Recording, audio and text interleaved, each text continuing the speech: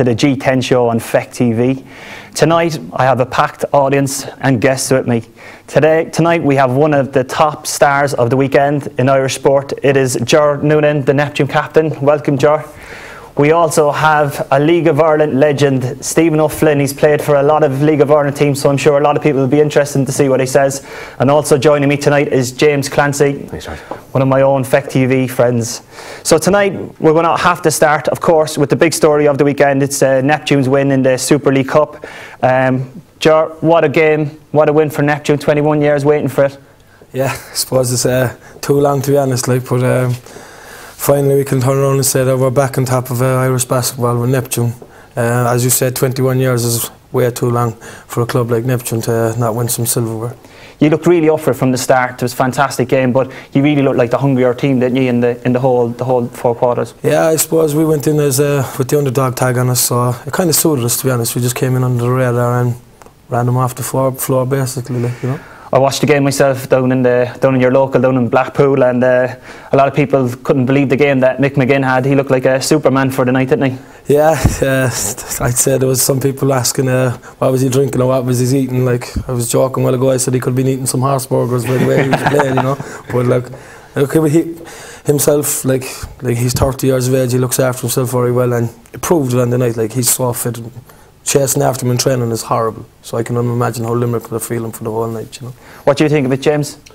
I just kind of had one question for Ger. Do you mind if I ask? It's to be the first time that Neptune would have won it away from home. Do you think it would have been maybe a bit more special if it was at home, or was it kind of like a home atmosphere there in the stadium? Oh yeah, like the crowd travelling numbers, it was unbelievable. I don't like for long parts of the game you couldn't even hear UL supporters because it was all Neptune, and in fairness there was about 50 young fellas painted, did everything, you know. They were making unbelievable noise for us, and it drove us on completely. Yeah, it was a great atmosphere anyway at the stadium myself, and I suppose I would kind of like I would have been to Tala there myself a few times, and I would have kind of thought that, like, you know, we say if people were passing or whatever, they would have heard a fierce noise, obviously a racket and great commotion going on. But like obviously that stadium there in Tala kind of stuck out pretty much in the middle of nowhere. I would just have thought it would have been brilliant if it was maybe somewhere in the city centre or more exposure and whatever, you know. Yeah, well, like, to be honest, like for the last couple of years, there's been Cork teams and Tralee teams and Limerick teams in finals, like, so I like to bring a Cork team and a Limerick team to Dublin to play a final. Like, there's no really thought went into that. That's true as well, exactly. Like, the Neptune can hold 3,000 people. The arena can only hold 1,500, you know. Have you any interest in it, Steve, in the basketball? Yeah, I was reading up on it in the papers and that, like, you know, so... Because you knew you were coming on the show. Yeah, that's it, basically, yeah. No, to be fair, like, it's great for the city, like, you know, and for these guys, for any club in Cork to win something, you know, it's been 21 years, like, it's a great achievement, you know.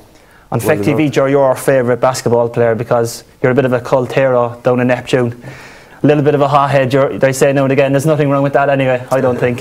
You go with that, George.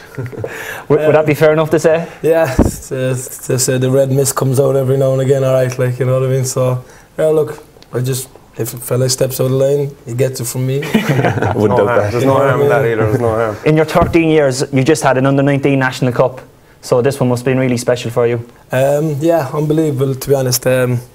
13 years is a long time to be playing any sport. It doesn't matter, like, and not to win something. It would have been very disappointing because this could possibly be my last year this year, you know. So I was doubting myself at the start of the year, will I, won't I? And thank God I did, to be honest, you know. So unbelievable. On a note, really, that was really emotional at the weekend is 10 years to your good friends, that Emma Neville. I knew Emma myself. So did it just make it even more special for you? Oh, geez, like, it was 10 years last Monday, you know, and to play a cup final on Friday and to win it, obviously, like, unbelievable. Like, obviously, for the obvious reasons, I wish he was still here, you know what I mean? I would give up anything for him to be here and playing basketball with us, but I think it was just fitting for the club as a whole. And again, myself and Mick started 25, 26 years ago together with him, you know what I mean? So it was very fitting, to be honest. Yeah, and definitely to Emmett's family, you know, because he was a good friend of mine as well, so I'm sure the boys really did him proud, and he was looking down at him on Friday night. You've got a lot of new lads coming in now, Ger. You got Stephen Sheehan, Dylan Lenihan in the Jason Wilkinson, do you think the new guard that's coming in taking over the old guard like the way Munster is, or? Yeah, it's a good question. Like you always want younger players to push you on. You know what I mean? There's some things they can do that we can't do now because the legs are not there. But like, you still got to bring them back down to earth every now and again. You know, as they said, like there's nothing wrong with keeping a fella with an elbow on the floor. You know, and trying to bring him back to reality. Like, to be honest, like so. So we're now for Neptune. Season's not over yet, but. No, well look, the dream would be obviously to do the double, you know. So like, as I said, we're a couple of games back on Demons in UL, and we have to play Demons once in the league and we have to play UL twice. So that could be the 3 games. Just have to keep winning every week. I think there's 8 or 9 games left in the season. And I said there'd be some champagne coming through those vests on next Saturday night's game. Yeah, a lot of Bulmers, a lot of Budweiser and Captain Morgans or whatever was given to me, I don't know, but I won't be asking to be playing a lot of minutes this weekend anyway, that's one thing for sure. But fair play to you, Joe. It was a fantastic game, and from all Effect TV, we enjoyed it, and getting that trophy after all that time, it's fantastic going. Thanks very much, and thanks for having me on, to be honest. Cheers, kid. Do you mind if I ask you just one quick question just about the ladies' game? Adele Thornton from Grona she would have been MVP. She's only 16, she's MVP under 20, under 18. I think she's offered a scholarship in America. If you might want to say something about that. Yeah, she's awesome. You know what I mean? Just people have it, or people have it, like, and she definitely has it. Like 16 years of age, she's playing National League, under 18, under 20. Like, to be MVP of under 18 at 16 is impressive. Unbelievable, yeah. To be under 20 as well, it's amazing. MVP of under 20, 4 years. Like, the frightening thing is she stays around. She's another 4 years under 20. Yeah, you know what I mean? But she won't stay around. No, I don't think so. I'd advise her to go. States, yeah, like, people will be watching those stats and reading up about her the weekend, and I'd be surprised if she's here next year, to be honest. Big things in store for her, certainly. Oh, big time. Yeah. Stephen, coming to you, to another hard man. What's happening with you? You've no club at the minute. Can you fill everyone in? If any clubs are watching, any scouts, Stephen O'Flynn is available. Yeah, basically, I've been training away. Obviously left St. Pat's last year. Didn't have a great year personally. No, my highlight of the year was probably scoring in Europe, but since then, there's no club showing interest, you know. So I've been keeping myself fit in the gym, on the bike. So hopefully something will turn up fairly soon, you know. Do you have that in the basketball, George? Do you have a lot of lads coming out of contract like that looking for clubs, or does it not happen as much as in the soccer at the minute, with the finances especially? Not as much, because they're spending so much money getting them in, work permits, setting them up, you know, like, and in the middle of the season, you're not anybody that's half decent is going to be signed, like, so that's why I can't understand this fella's not being signed, to be honest, you know. Do you think there's I know you went away with the Scandinavia tip with the PFEI. What was that trip like? Yeah, it was great, to be honest. You know, it's good exposure for lads who don't have clubs, you know. I think probably 90-95% of the lads got sorted with a club, or in the moment are training with clubs, you know. So I think in that regard it's good, you know. The PFA are trying to do as much as they can to help players, you know. From my own personal point of view, probably 2 weeks after the season was finished, I was basically chucked out of my apartment in Inchicore, you know. So I was kind of lucky to have my parents' place to move back home, you know. So it's getting a little bit frustrating now. I've been home for so long, so hopefully I can, get a move again, you know. We get in a lot of trouble here in Effect TV, and James is starting to jump on the bandwagon this weekend as well. But do you think the platform is there for the players? You know, have they got enough support at the minute? Because we don't want to harp out. This is probably the last night we're going to speak about it on Effect TV, because we can only do a certain amount now. We got to just let other people roll with it. So what do you think yourself? You know, I kind of worry about the younger lads coming in. Yeah, the younger lads and even the senior lads, you know, at the moment, like, you don't get a phone call. I think it's pretty much the same when you're injured. You're like a forgotten person, you know. But that, for me personally, again, it's that burning desire to show people that I can still do a job at a certain level.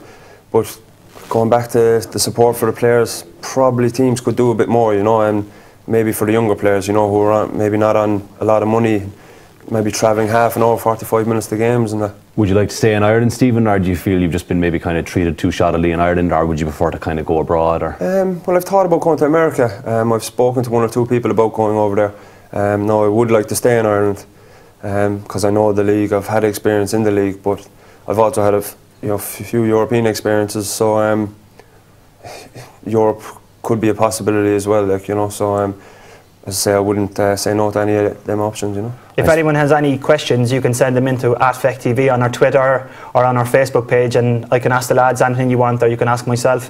James, you got in a bit of trouble at the weekend. You've kind of been standing up a little bit for players. What was the whole point of the article? I don't know if you read it, lads.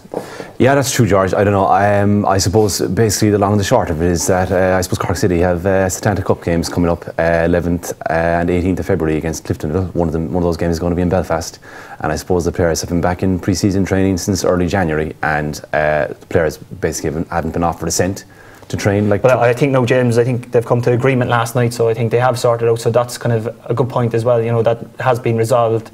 I see, fair enough. I know you made the point, but I understand you're looking for players' welfare in a little way. Is that what you're trying to do? That's exactly it. Yeah, the article was kind of written a couple of days ago when things were kind of maybe still a little bit more in the melting pot, and I suppose maybe some of the players weren't very happy, but I suppose they kind of felt as if the players kind of felt they didn't really have a voice, you know. How about that, Ger? How would you think about players like if they're kind of looking for money and the clubs aren't getting it? Does it happen in the basketball, or is it? I know you spoke about Borgosh coming on board.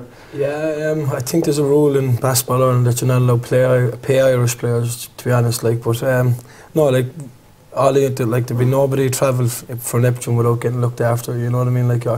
You wouldn't have to pay for anything. Like the club, in that sense, looks after everything, and from underage up, no way, you know, the buses are paid for, you know what I mean, there's somebody there to look after them, they're fed or whatever, but I think I read some of the article in 30 hours, 40 hours a week, no way. What do you think of that, Steve? Did you read the article? But yeah, I read the article. Do you think it does happen? We're not picking out Cork City, of course. It's all over Ireland. I think it's all over it's just because it's close to the sources that we have. I think it's all over the country. You know, I think there's kids, and with the economy at the moment, I think parents are feeling the burden a bit more as well, you know. Would you say there's kids up in the Dublin leagues or in the Irish League? We know there's not a lot of money around, but would you say there is kids playing for 30, 40 euro a week or 50 euro a week? Yeah, there probably is, you know. By the time people take into cost with petrol and tolls, and especially in Dublin, it's a costly place to live. But I'm sure it happens all around the country, you know. And look, the finances aren't there, but I think clubs, they say they're trying to do the best for the players, but I'm not so sure that they are.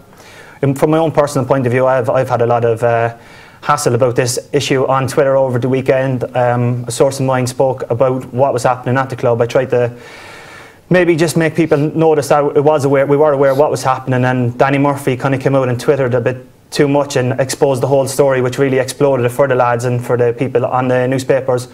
Personally, I was very disappointed to see that I was accused of spreading nasty and malicious rumours on my Twitter when, you know, a lot of my sources is true and the facts were right. But if people are looking to look on the other side of things, then I understand, because fans want to keep money for their club. But at the end of the day, I was looking out for some of my former teammates and friends, and you know, it's come to the situation where everyone's happy now, and you know, it's a happy ending. So if anybody has a problem with what I've done or what I did, please send in your questions and I'll answer it, no problem. So moving on swiftly, because I'm sick of talking about all this and players' welfare, to be honest. I'm going to ask you, any good stories when you're with the Crazy Gang, Steve? Oh, many stories, you know. It was a great club to be at.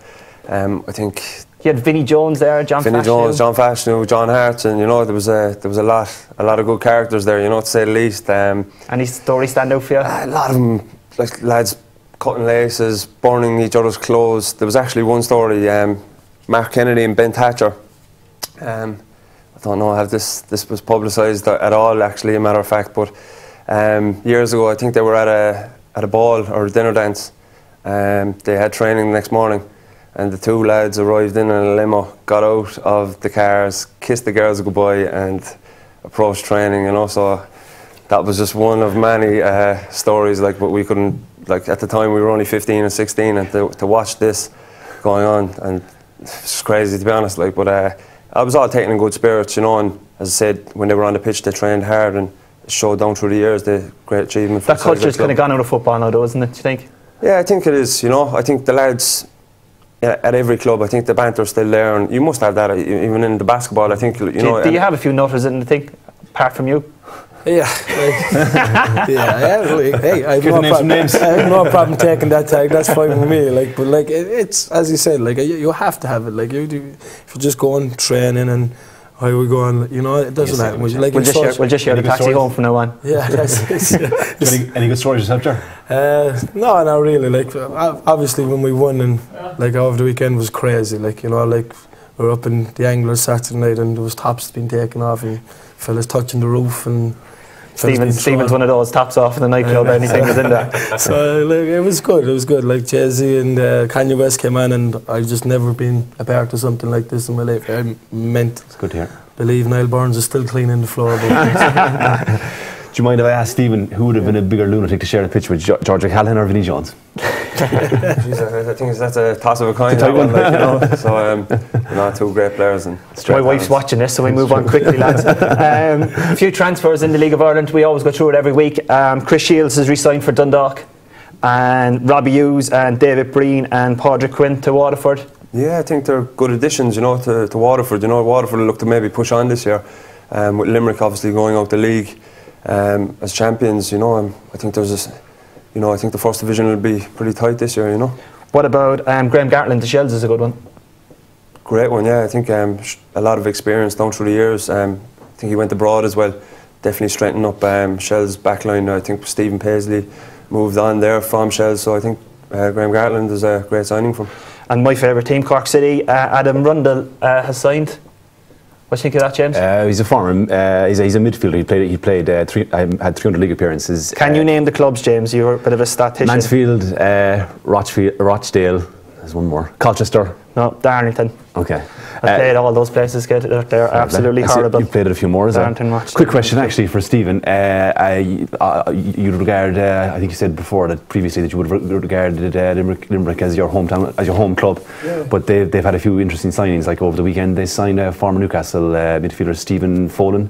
So, like, I'm just wondering, do you think like there's big things ahead for them this season, or like, it's their first season back in the Premier Division, so maybe it's a season or two too early? No, I think they've really gone about it the right way. They've moved from Jackman Park to Thomond Park now at the moment. So for the city, that's going to be a great addition, for the kids even to come into a stadium like that and watch the local club play. I think it'll be fantastic, I was actually in contact with one or two of their players at the moment, and I think they've only 12 or 13 signed, so I think they'll probably need to add to their squad. Need a few more, yeah. But I think to get their stability in the Premier Division, and maybe a good cup run would be beneficial to them. They are one club in the Premier, one of the few clubs in the Premier Division that they do look like they've got a few quid behind them. So you do think they'll be competitive, kind of in the top half, maybe in the coming season? Yeah, well, I think to be honest, if to stay in the league is the first aim, I think, for them. Yeah. They don't want to get too carried away too soon. Yeah. But they've great players like ex-Irish internationals, Dominic Foley, Joe Gamble, so even at that, they've a really good squad of players. So I think they'll be all right. Maybe mid-table. Yeah. Ger, any interest in the rugby? Do you follow any other sports? Or?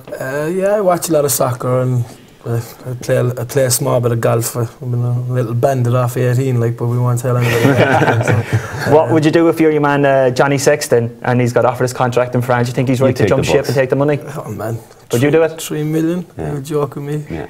And he'll have his Irish money on top of that as well. This is totally separate. He'll get at least 100 grand a year from Ireland. But they're saying Ireland mightn't pick him now if he goes to France, or should there's no one else really instead of him? Is that exactly? I think Declan Kidney doesn't have a choice. He's got to pick Sexton. That might be controversial from the Cork crowd, but Sexton all the way for me. I know you'd never move for money, Stephen.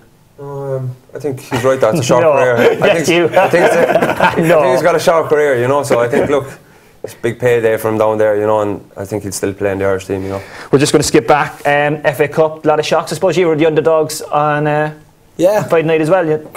I think the odds were we were 7-4 and they were 2-6 on or something, So I know a lot of people made a lot of money off us this weekend. And gosh, I missed out on that. I didn't even know myself. I was reading the Examiner going up on Friday. Somebody said you got to see the Examiner and the odds and see what these people are saying, and but as I said, it suited us. You know what I mean?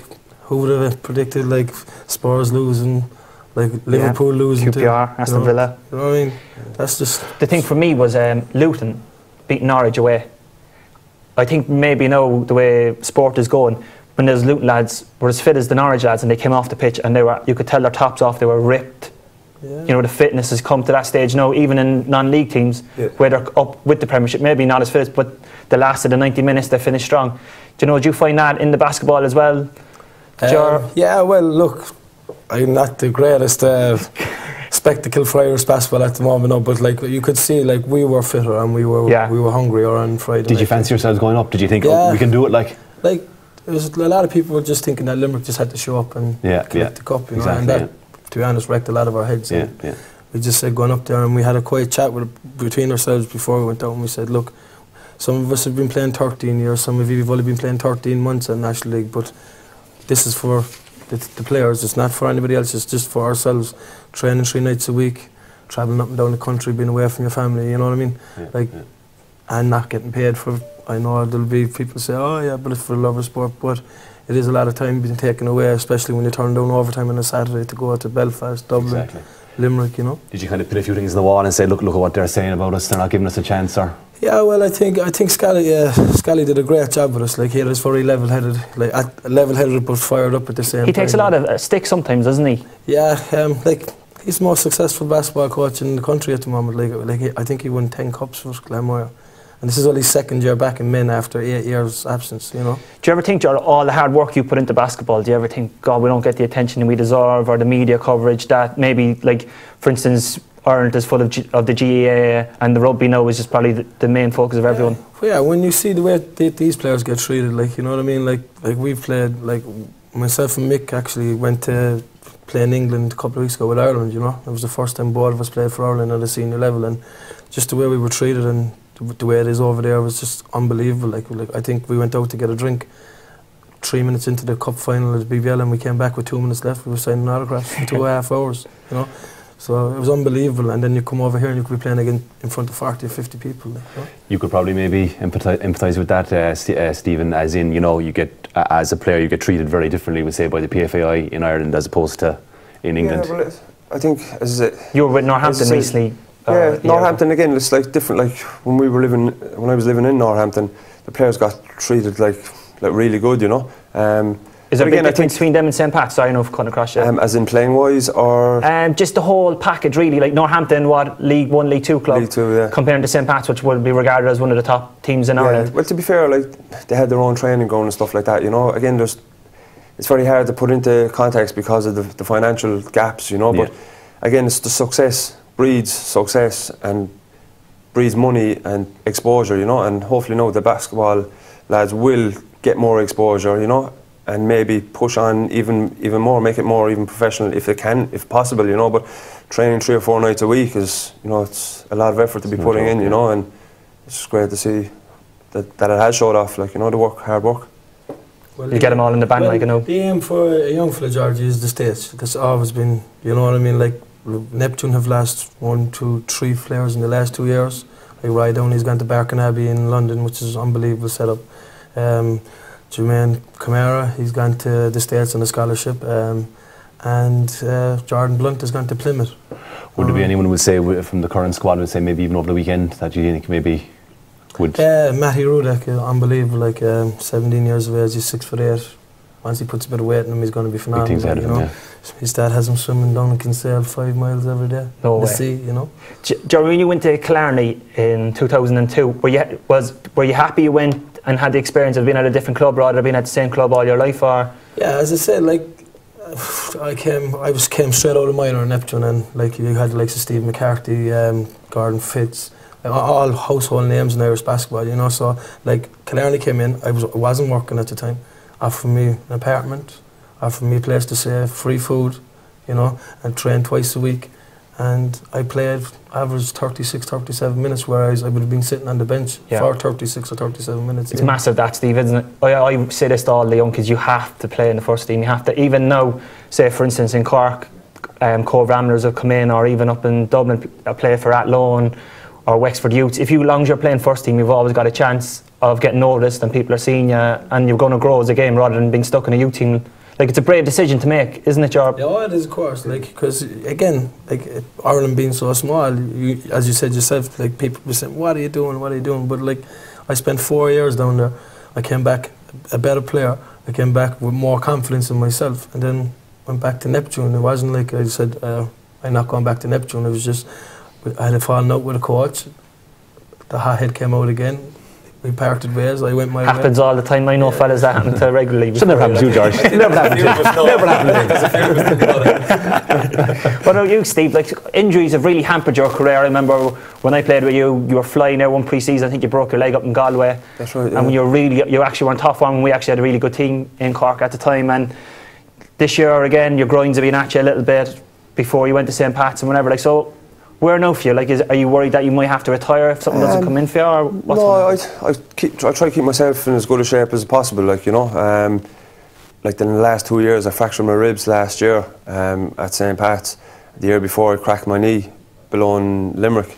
So they're kind of freak incidents more so than actually pulling my hamstrings and having a bad back and stuff like that. So, but again, it's really tough when you are out injured, but you're mentally stronger though, you know, when you come back from these things, like, you know, but as I said, it's just up to myself now to keep myself in the condition. God knows what could happen in the next week, few days even. Players are training at the moment, as you said earlier, players are training with teams and they're not even getting paid. Someone gets injured, I might get a phone call, so you still got to stay positive in these situations, you know. Quality. James, got any other sport for me for the weekend? I know you've been watching everything. I suppose, well, in GA, I suppose not a big GA time at the moment, but Kerry won the McGrath Cup. I suppose Kerry fans wouldn't really regard winning something in January as important, but it's Eamon Fitzmaurice's first trophy, and I suppose we'll be glad to break his duck, and I suppose that's something for them. And I suppose there's probably a lot of Liverpool fans watching, so I suppose like they were one of 5 Premier League teams to lose, and I suppose most of the others have other things to fight for, like Spurs of the Champions League to try to qualify for, and Norwich, QPR, one more. All right, Norwich, QPR. Tottenham of the Champions League, but Norwich, QPR, and there's one other Premier League team. Aston Villa. Yeah, they've all got a relegation battle. How can you leave Steven Gerrard on the bench when they don't play Champions League or anymore? Exactly. And that's what I'm going to say. It's the one cup that they've got to compete for. Yeah. But I thought they get into Europe for winning this cup, the FA Cup, don't you? Yeah, you get into the Europa League. Yeah. So like that's one foot in the door straight away by winning the FA Cup. So that should be more of a reason to want to win. And the pressure it brings on him now again out of the cup. It's amazing. Like, Personally, I don't think they're good enough to leave out their best players. You know? They're not. I don't think they are. Like, you know, I think even you heard it. Stephen O'Flynn said on Feck TV, Liverpool aren't a big club anymore. If you got any comments, send them into Feck TV or to Stephen's Twitter. Okay, Stephen O'Flynn on his Twitter. I say Stephen said it now. Yeah, but no, I say going back on that point, I just don't think Liverpool maybe 10 years ago maybe might have been able to leave players out, but these competitions, the leagues are getting so tight now, they can't leave probably England's best player maybe, you know, arguably out of their squad for such a big game, you know. Yeah.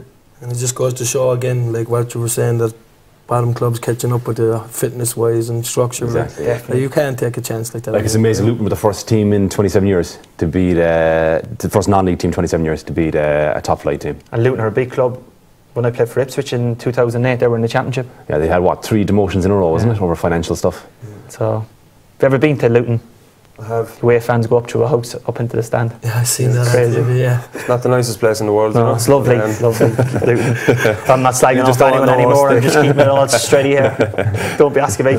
Another big thing at the weekend, James, I know you've been harping on about it all day to me, is the Super Bowl in New Orleans. Oh yeah, I suppose I just kind of thought it was worth to mention because I suppose it's the first Super Bowl. It's the 10th Super Bowl to be in New Orleans, but it's the first since Hurricane Katrina, and I suppose like it's a huge thing in America. Like, it's regarded like, I know you got the NBA finals and the World Series, but that's all the best of 7 matches, and it gets played in the venue in the cities of the competing teams.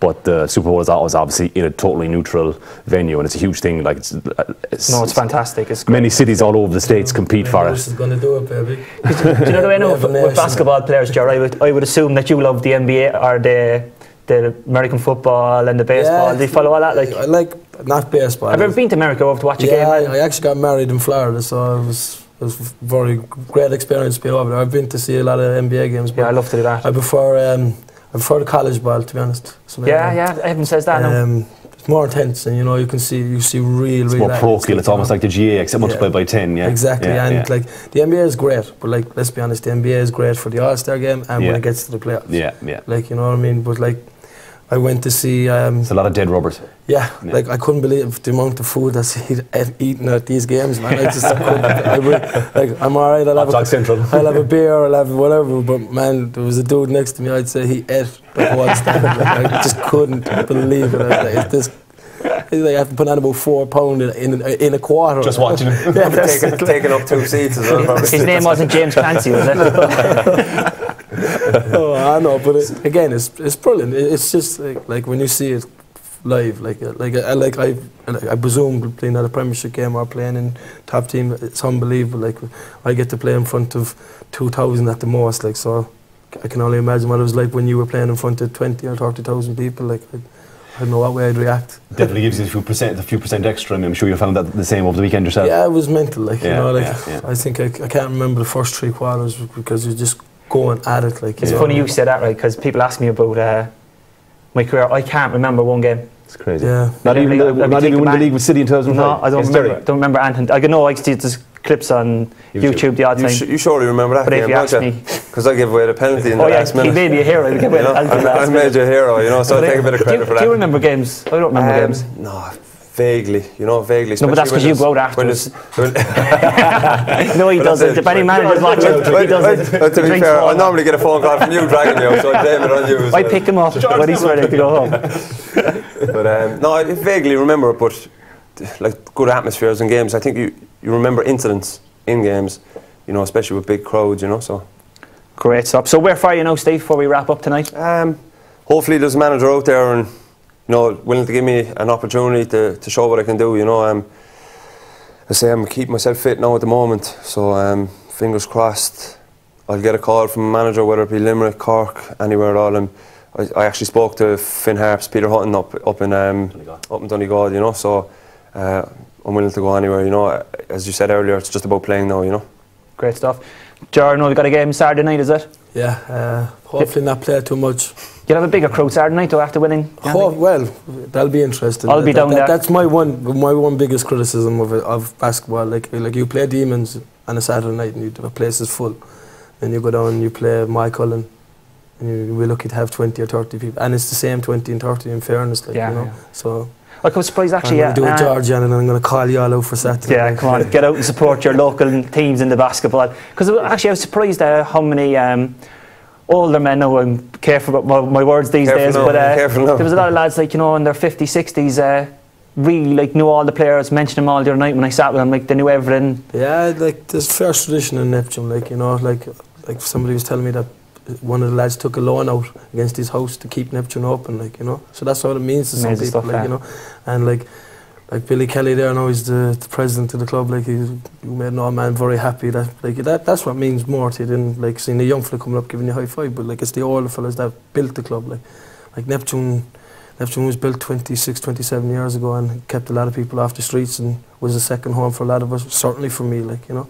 Like if I wasn't in Neptune, God only knows what I would have been doing, you know. So we owe him a lot, like, to be honest. We say when you retire from playing, would you like to kind of obviously stay in the club and coach? Yeah, well, having kids myself, like, obviously they can do what they want. There's always one reporter trying to retire you all the time. No, but like, he told me to ask you. Obviously, I'm hoping one of them turn into a golfer, like, because that's where the money is. Like, yeah, that's like tennis and golf, so where there's money. Yeah, well, like, I'm involved. I try to get down as much as I can. We went to the nursery on Monday morning or Sunday morning. I was there and bodied, that was about it, like, but got the pictures. You don't drink it all, yeah? They were all happy, like, you know, so it's brilliant. John, on behalf of everyone on Effect TV, we know you've had a hectic weekend. We really appreciate you coming in tonight, and hopefully we'll have you on the show again in the next few weeks with more success with Neptune. Really enjoyed it. Thanks very kid. much. Stephen, same to you. Thanks very much. I know I've no doubt that somebody will sign you before the next couple of weeks, because they'll be stupid not to, especially a lad of your ability. And James, leaving it with you tonight, have you got anything to look forward to for the week for the rest of us in this sport and community? Well, I suppose, as I mentioned before, probably the big thing, I suppose, is probably the Super Bowl. I suppose the two brothers going up against each other. And I'm going to say, any Cork City fans who have been hunting for me on Twitter, I will be at the Neptune game on Saturday night, so at least Neptune will get some money out of it. So if you want to come in, pay your money, at least Neptune's getting something out of it. So what is it, James? Last thought? Put you on the spot. I suppose thanks to the boys. My mind's gone blank. I'm just delighted to meet a legend like Jared and Stephen. That's about it really for me, to be honest. So that's us tonight on the G10 Sports Show on Effect TV. We have an unbelievable show coming up at 10 o'clock. I'm sure there's going to be a lot of fireworks. It's the current affairs show. So make sure you tune in at 10 o'clock and to me again next week at 10 o'clock. And you can reach us, Effect TV, any time of the day, or on my Twitter, or on Effect TV Twitter. And good luck to everyone, and good night, and thank you for watching the show.